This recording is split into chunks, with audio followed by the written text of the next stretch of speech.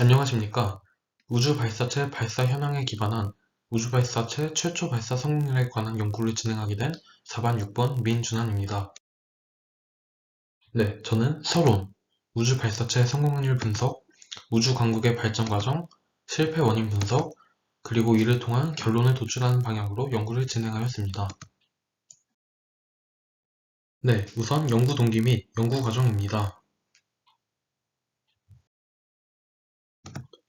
2021년 10월 21일 우리나라의 우주발사체 누리호 시험 발사로 우주발사체의 발사 성공률에 관한 관심이 높아졌습니다. 누리호 관련 뉴스를 보도한 대부분의 언론에서는 우리나라 누리호의 성공률이 약 27% 정도라고 예상하였습니다. 저는 누리호 발사 성공률의 도출 과정 분석 및 우주발사체의 실패 원인을 분석하여 누리호 발사에 관한 피드백을 진행하였습니다. 네, 다음 연구 과정입니다.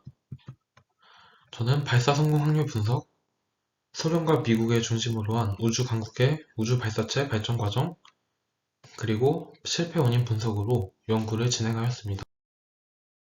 첫 번째로 우주 발사체 성공 확률 분석에 대한 내용입니다.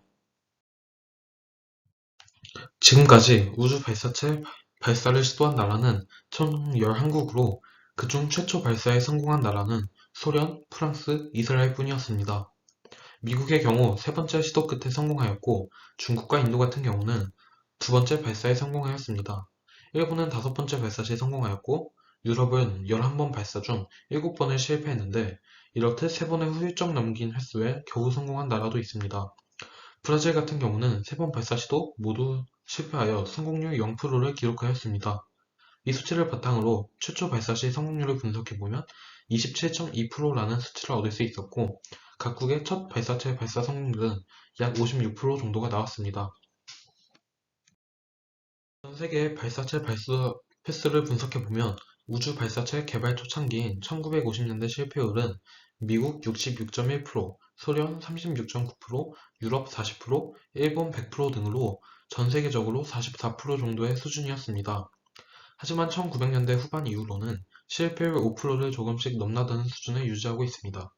몇십 년 동안 성공률이 95% 이상을 크게 넘지 못하는 것을 보아 실패율 5%의 벽이 높다는 것을 알 수 있었습니다. 두 번째로 우주 선진국 소련과 미국을 중심으로 한 우주 발사체 개발 과정에 관한 내용입니다. 소련은 비대칭 전력의 일환으로서 탄도미사일을 개조하는 방식으로 로켓 개발을 시도하였습니다.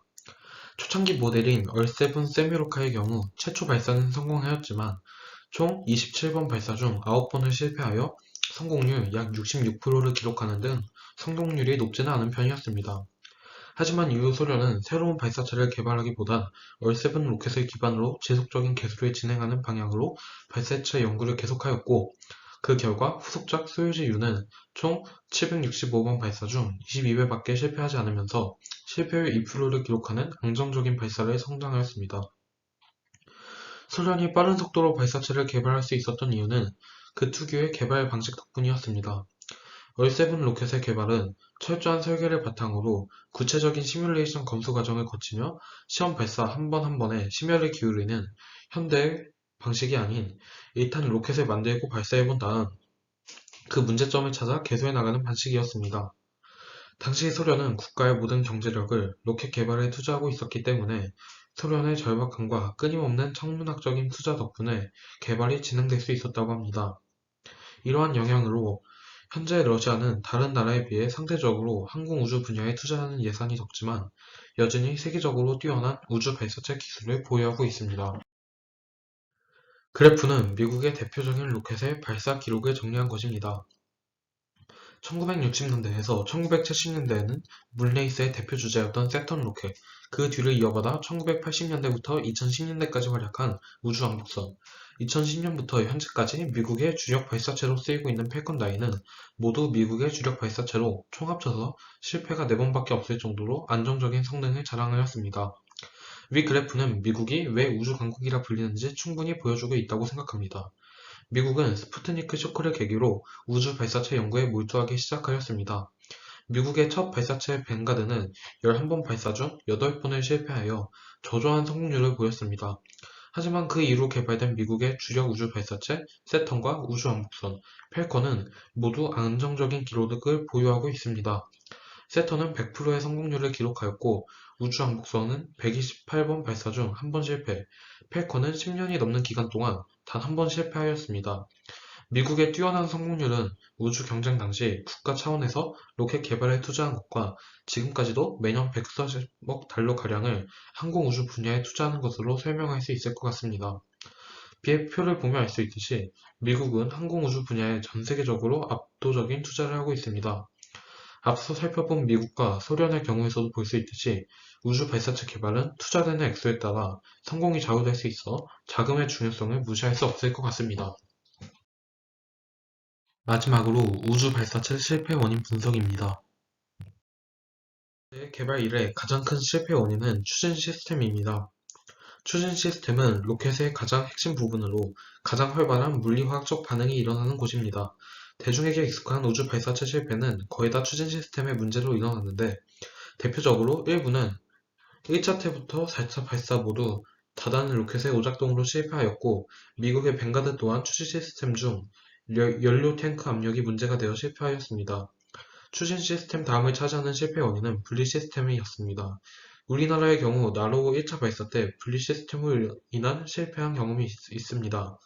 나로호는 1차 발사 때 첫 발사임에도 불구하고 추진 시스템은 정상 작동하였지만 물리적인 이유로 인해 한쪽 페어링이 분리되지 않아 실패하였습니다.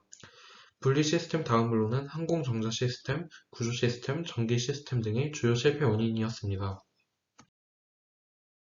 앞의 연구 과정을 통한 최종 결론입니다. 지금까지 우주 발사체 발사를 시도한 11개국을 중심으로 분석해본 결과 총 3개 국가가 최초 발사에 성공하여 최초 발사 성공률 27%라는 결과를 얻을 수 있었습니다. 각국에서 처음으로 개발한 우주 발사체의 발사 성공률은 약 56%였습니다. 우주 선진국 소련과 미국을 중심으로 분석해본 결과 개발 초기 천문학적인 자금을 바탕으로 빠른 속도로 기술을 개발했고 유효 습득한 기술을 바탕으로 경제적인 발사 기술을 확보하였습니다. 과거부터 지금까지 우주 발사체의 가장 큰 실패 원인은 실패율의 약 66.2%를 차지하는 추진 시스템의 오작동이었습니다.